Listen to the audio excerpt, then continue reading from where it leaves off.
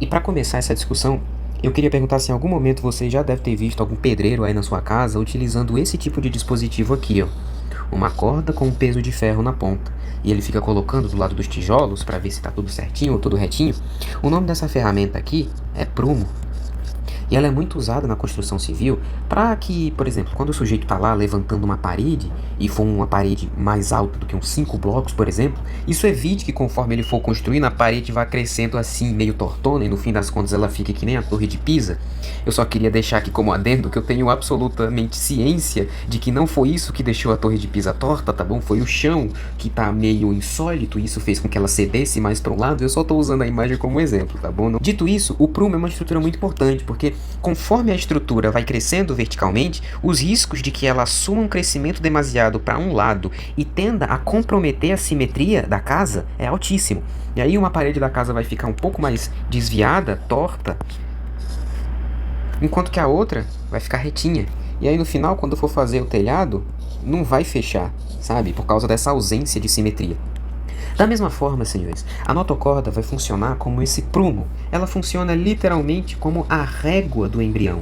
É o eixo pelo qual, a partir do momento que ela for criada, o embrião vai começar a construir sobre. Então pensem no alicerce de uma casa. Seria mais ou menos isso. A partir do momento que o embrião, que era só uma estrutura oval lá na fase de blastocisto, agora está crescendo e ele tem um formato, uma morfogenética muito mais parecida com um disco, né? Porque nós vimos até aqui, ó. Ele agora parece muito mais um disco do que um ovo. Ele vai continuar crescendo a ponto de ficar e gerar estruturas que são macroscópicas, visíveis a olho nu. E para um crescimento tão expressivo como esse, que vai acontecer nesse sentido, né, no crânio caudal, se ele começar a crescer sem um eixo central que defina o conceito de simetria entre esquerdo e direito, ele vai se tornar um disco completamente enviesado, sabe, torto. As estruturas vão crescer para um lado, podem até crescer do outro lado, mas a pressão exercida sobre esse disco, empurrando ele para esse lado, vai fazer com que as vísceras desse lado aqui sejam deformadas, sejam mal formadas, enquanto que essas aqui, que não estão sob algum efeito pressórico, né? Lembrem-se que, por exemplo, o disco está aqui, só que aqui tem uma cavidade amniótica e aqui tem um saco vitelínico. Então, tem pressão hidrostática, tem líquido exercendo pressão dos dois lados nesse embrião. Tá? Se por alguma razão um lado tiver mais pressão que o outro, todas as estruturas que forem crescendo vão exercendo peso e vai puxando o embrião para cá, induzindo ele a se curvar e a se dobrar. Então ele vai perder a simetria, sabe? Ele vai ficar completamente tendido, tendencioso, enviesado, melhor dizendo, para um lado específico. E não, a natureza, ela não segue esses princípios humanos assim.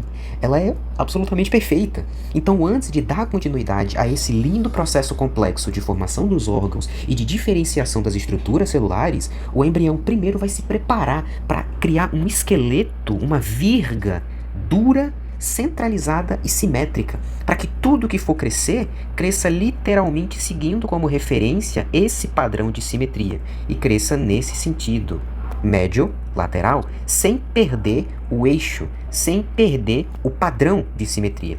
E é para isso que a notocorda vai existir, senhores. Então ela é muitíssimo, muito importante para definir esses conceitos de eixo e de simetria entre um lado direito e um lado esquerdo, por exemplo.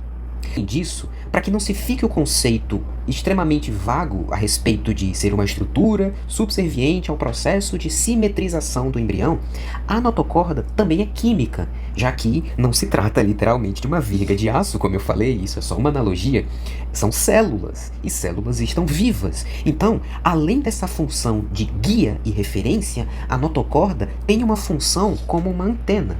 Ela vai receber sinais e enviar sinais para células que estão ao seu redor, para que vão para um lado ou para o outro, para que se diferenciem, para que se tornem novas coisas. Então é uma estrutura fundamental do ponto de vista físico, vamos dizer assim, e matemático, para garantir o perfeito alinhamento dos dois lados do embrião, e químico, porque atua diretamente na sinalização das células que estão adjacentes a ela. E tudo isso vai possibilitar o crescimento desse embrião numa perfeita simetria. Notem, por exemplo, nesse estágio mais avançado de desenvolvimento desse embrião, como as estruturas cefálicas e periféricas ao esqueleto axial seguem um crescimento linear. Notem os primeiros rudimentos da coluna vertebral, perfeitamente dobrada no que um dia fora uma notocorda, e tudo respeitando o crescimento paralelo à notocorda. Nada aqui, como vocês podem ver, cresce extremamente para fora dessa corda. Tudo parece partir do centro. Nada parece tangenciar esse modelo biológico perfeito e absolutamente orquestrado que a natureza pôs na função da notocorda. Bem, eu já tinha adiantado para vocês anteriormente que as células do epiblasto que migrarem pelo nó primitivo vão formar a notocorda. E é isso que essa imagem aqui também está mostrando. Notem que esse disco embrionário foi cortado no meio, e aqui nós conseguimos ver essa região superficial, que é o ectoderma, olha ele aqui também em azul, e em vermelho o mesoderma e a última camada, o endoderma. Aqui, senhores, o corte passou exatamente na linha primitiva, sendo ela essa região e o nó essa região e aqui a fosseta. Notem como cresce por meio da fosseta primitiva uma estrutura que desce e se alonga no sentido cranial, em busca dessa região cranial. Esse aqui é o que nós chamamos de processo notocordal. Ainda não é uma notocorda, mas se tornará. Está em processo, por isso o nome, tá bom? E conforme esse processo notocordal cresce rumo à extremidade cranial desse embrião, ele cresce junto com ele uma luz, um lúmen. Então as células vão crescendo e vão se organizando nas margens para que o meio fique oco, de modo que seja criado um lúmen, um tubo oco. E aí vejam, isso aqui sendo no 17º dia, conforme progride, no 17º dia, quase para o 18º, vocês veem como o processo notocordal está muito maior, bem próximo da região cranial do embrião, e notem como automaticamente ele funciona junto à linha primitiva por meio de um processo inversamente proporcional. De que forma eu quero dizer isso? É simples. Enquanto o processo notocordal cresce, a linha primitiva regride. Então notem como no final do 17º dia a linha primitiva se acuou para o final, para a extremidade caudal desse embrião. Enquanto no início da formação do processo notocordal ela estava basicamente em toda a metade caudal, agora ela está bem no finalzinho. Então, conforme isso vai acontecendo, conforme a linha cresce, aliás, conforme o processo notocordal cresce, a linha regride e vai deixando de existir. Vendo por esse corte transversal, nós conseguimos identificar algumas estruturas familiares, como o ectoderma, aqui sendo a cavidade amniótica, o endoderma, aqui sendo a cavidade do saco vitelínico, e nós conseguimos observar o processo notocordal crescendo no sentido mais medial de todo o embrião. Lembrando que se trata de um processo notocordal e não de uma notocorda, porque ele ainda possui aqui, ó, no seu interior, uma luz, um lúmen, e a notocorda não possui. Bom, mas dito isso, no final do 17º dia, esse processo notocordal chegou ao ápice do seu crescimento, até a porção mais cranial que ele pode crescer. O que vai acontecer a partir de agora é um processo que pode ser melhor visualizado por meio desse corte transversal aqui. Então vejam, no estágio do desenvolvimento do processo notocordal, ele cria uma luz, um lúmen, e segue crescendo, sem encostar no endoderma, que é a parte de baixo. Só para localizar vocês, aqui estaria o ectoderma, né, em azul, é um sanduíche, tá? Aqui tem mesoderma, e aqui o endoderma, e a notocorda está crescendo por baixo do ectoderma. Né? Aqui ela é tecido de mesoderma, está crescendo por baixo, lembram? Porque as células ingressam e vêm para cá para baixo, para a região de mesoderma, para o meio do sanduíche, beleza? Então, a partir do momento que o processo notocordal cresce, até ele se transformar na estrutura que nós conhecemos como notocorda, ele vai sofrer uma série de transformações chamadas de morfogenéticas.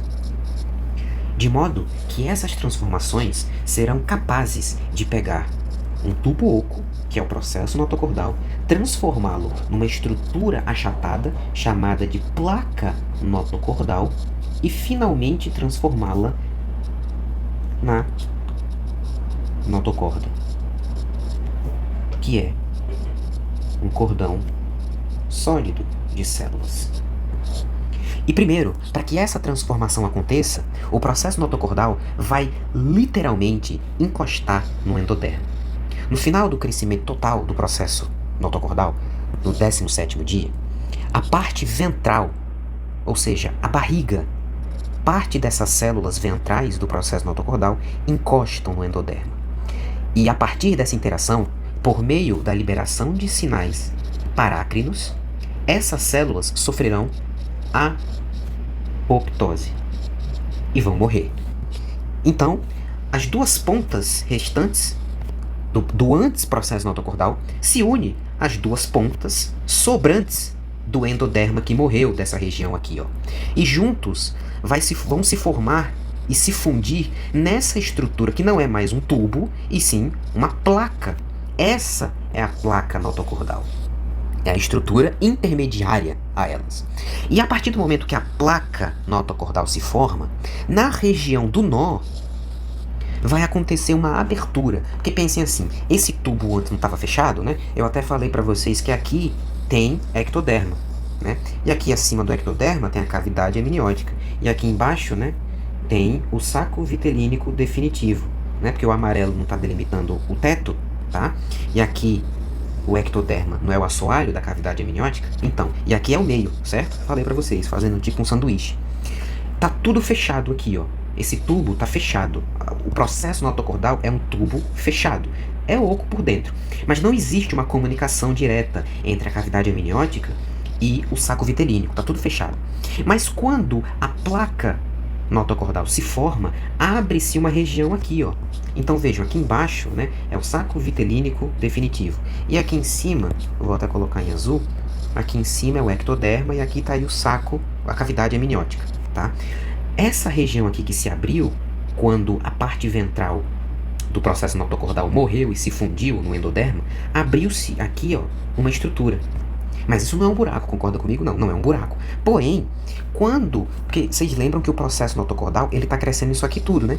Inclusive aqui, no nó primitivo, tem processo notocordal. E quando essa região aqui de baixo, ó, morrer, concordam comigo que vai se criar uma abertura entre o endoderma, aqui em amarelo, e o ectoderma, aqui? E aí, essa nova abertura, que é uma abertura transitória, tá? Eu tenho que ressaltar isso, não é para sempre. É enquanto a placa não se transforma em corda. Mas essa abertura transitória que comunica o ectoderma e o endoderma, que comunica a cavidade amniótica com o saco vitelínico definitivo, nós chamamos de canal neuroentérico, tá? E aí, depois que essa comunicação acontece, senhores, a placa notocordal volta a juntar as pontas e depois aproximando, como que em sutura, aproximando as bordas do endoderma. E aí, quando elas se aproximam, as células da placa também se aproximam, se fechando numa estrutura cilíndrica e perdendo o lúmen, tornando-se um tubo sólido, que finalmente se desprende do endoderma, se separando dele e dando origem finalmente à notocorda, que é aquela estrutura que nós conversamos sobre o quão importante ela é para definir o eixo simétrico do embrião no sentido crânio-caudal, lateral, medial, e que vai, a partir de agora, guiar todo o desenvolvimento de coluna, de vértebras, de vísceras, de crânio, de cérebro e de encéfalo, tá? É interessante porque essa notocorda pode ser encontrada numa estrutura que nós conhecemos bem da anatomia. O próprio núcleo pulposo, que a gente encontra exatamente no centro do disco intervertebral, em algum momento na vida do feto e do embrião, inclusive até quando a criança nasce em idade gestacional termo, o núcleo pulposo é feito de células da própria notocorda. Então vejam o como ela literalmente representa o eixo do embrião, porque ela literalmente forma a coluna vertebral. Tá? Não que isso seja um achado que prevaleça, porque alguns estudos embriológicos já confirmaram que ainda durante a infância essas células notocordais restantes no núcleo pulposo desaparecem e se transformam em células do próprio tecido intervertebral, mas vejam como esses resquícios embriológicos nos deram pistas sobre a função tão importante dessa notocorda. Fora o fato de que também essas estruturas que vão crescer nas proximidades da coluna vertebral, as próprias vértebras, a medula, os gânglios que vão ficar aqui, lembram dos gânglios paravertebrais? Tudo isso é fruto da diferenciação daqueles tecidos lá que eu falei para vocês, que vão ficar exatamente laterais à notocorda. Então, aqui no mesoderma paraxial, é daqui que vai surgir os somitos, tá? Os somitos, pessoal, só para dar um spoiler para vocês, vão formar uma estrutura que nós chamamos de dermátomos. Acho que agora ficou familiar, né? Ou seja, os territórios nervosos, inervados por nervos sensitivos, vão se originar por meio dos somitos, que é uma estrutura que vem do mesoderma paraxial. E como é uma região que está exatamente próxima da notocorda, aqui bem lateral a ela, é a própria notocorda que, assumindo essa função de antena, vai liberar essas proteínas, esses sinais parácrinos, ou seja, esses sinais de crescimento, essas proteínas sinalizadoras, para que o mesoderma vá se diferenciando e vá crescendo. Tá? Esses sinais são chamados de sinais Sonic Hedgehog. Tá? São sinais de comunicação, sinais que vão para as células vizinhas comunicá-las a fazer uma coisa. Da hora que Hedgehog é ouriço do inglês e Sonic, eu acho que vocês já sabem, né? Sim, não é coincidência, é literalmente o nome dado por causa do ouriço da SEGA, tá? É por causa dele mesmo. O cara lá que estava estudando sobre isso, né, o Robert Riddle, ele estava percebendo que algumas proteínas específicas conseguiam comunicar células vizinhas dos embriões de algumas moscas a se diferenciarem e a se transformarem em células que, quando ele observou, pareciam ter espinhos. Então ele deu o nome de Hedgehog, porque ouriço, os espinhos lembravam ouriço, e Sonic, porque ele literalmente estava olhando a revista da filha de um colega de trabalho, aí ele deu o nome de Sonic Hedgehog. Então essas proteínas liberadas pela própria notocorda tem essa função de comunicação. É como se a própria notocorda, em algum momento, assumisse o controle e dissesse: galera, agora toma aqui, ó, toma a carta, faz isso, isso e isso, se transforma nisso, nisso e nisso. Mais ou menos assim. E eu imagino que seja uma coisa um tanto quanto complexa de pegar de primeira, por isso que eu trouxe mais uma sequência de imagens para vocês verem junto comigo esse processo acontecendo do zero. Então vejam que essas imagens elas estão num corte diferente dessas aqui, tá bom? Aqui a gente tá vendo o limão cortado nesse sentido, tá? Ele não tá cortado assim no meio, cortaram ele de uma ponta a outra, é o que a gente tá vendo aqui nesse embrião. Notem, recapitulando, por revisão, que esse buraco é a fosseta primitiva e as células começam a crescer aqui indo pro polo craniano. Aqui é o crânio, aqui é a cauda, tá? Só para localizar vocês. Então aqui o processo notocordal vai crescendo e vai criando um lúmen. Tá vendo aqui o lúmen, um espaço oco? Na imagem C, o processo notocordal segue crescendo, olha o lúmen aqui aumentando também. E aí quando ele termina o seu crescimento, aqui nessa imagem E, nós percebemos como esse lúmen está bem delimitado. E como existem parte das células dessa notocorda aqui em vermelho, encostando diretamente no endodermo, tá? E aí, quando esse estágio termina, acontece aquela comunicação, aquela comunicação literal, na qual as células da notocorda se comunicam por fatores parácrinos com as células do endoderma, e induzem elas a morrerem, o endoderma que morre, junto com essas células aqui da notocorda, transformando-se na placa notocordal. Então só tem a parte de cima, o que era antes o lúmen, não tem mais, porque as células amarelinhas aqui morreram, junto com algumas células vermelhas da notocorda, tá? E no final das contas, a placa vai se dobrando, olha só. Ela se dobra, aqui a gente tá vendo agora o limão cortado no meio certinho, tá? Ela se dobra na ideia de unir as pontas, e quando as pontas estão unidas, a notocorda fecha aquele lúmen, se tornando um cilindro sólido, e o endoderma se reconstitui de uma vez por todas. Eu não sei se em algum momento, enquanto eu estava falando sobre esse processo aqui, vocês pensaram o mesmo que eu. Se não, eu vou explicar. Parece, a primeiro momento, não fazer muito sentido que o processo notocordal se e se feche de novo para formar um cilindro, certo? Tipo, se ele já estava aqui, ó, no início do desenvolvimento, ele é mais ou menos a mesma coisa que a notocorda, só que ele tem um lúmen, por que que então as células ou a evolução não fez simplesmente o processo notocordal fechar o tubo e pronto? Daqui a gente já vinha direto para cá e virava uma notocorda. Não tinha que fazer esse arrodeio desnecessário aqui, sabe? E é me perguntando acerca disso que eu também vou responder para vocês o porquê que parece que a evolução fez esse arrodeio gigantesco para só depois a notocorda for criada. Na verdade, senhores, o que explica esse grande arrodeio aqui, né, grande arrodeio entre aspas, que o corpo e que a natureza parece fazer, é na verdade graças ao canal neuroentérico que eu falei para vocês. Esse arrodeio que o processo notocordal dá antes de se tornar notocorda é no intuito de fazer isso aqui, de fazer a placa, não essa daqui não, tá? É a placa notocordal? Porque é a placa notocordal que vai gerar uma abertura que promoverá a criação do canal neuroentérico. Lembra aquela comunicação temporária entre a cavidade amniótica e o saco vitelínico? Lembram disso? Agora, por que raios essa comunicação? Por que raios essa comunicação é tão importante? É simples, senhores. Enquanto tudo isso está acontecendo no embrião, as outras células que estão revestindo a cavidade absorvem líquido, tá? Absorvem líquido, estão absorvendo líquido para dentro dessas cavidades. Lembrem, isso daqui é um ovinho quase que microscópico e vai se transformar num bebê que pesa 3 quilos, entendeu?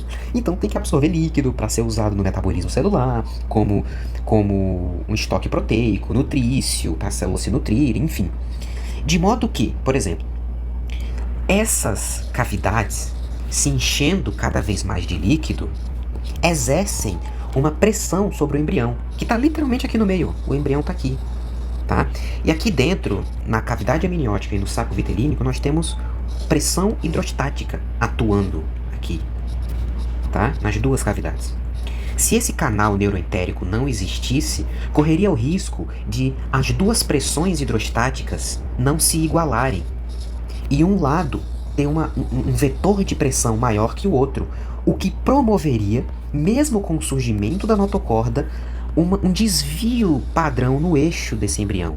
Então ele poderia, mesmo com a notocorda, crescer torto, porque a pressão hidrostática desequilibrada entre a cavidade amniótica e o saco vitelínico promoveria essa migração, não essa migração, porque migração dá a ideia de mitose de células que andam, mas essa diferença de pressão promoveria um vetor de força que empurra esse embrião para fora do eixo, né? Porque naturalmente aqui estaria mais pesado e estaria exercendo mais força para esse lado, enquanto esse lado está menos pesado. Entenderam? É por essa razão que a natureza parece dar esse arrodeio desnecessário. Tudo no intuito de gerar uma comunicação temporária entre a cavidade amniótica e o saco vitelínico para igualar o gradiente de pressão hidrostática. Caramba, como a natureza é linda, velho.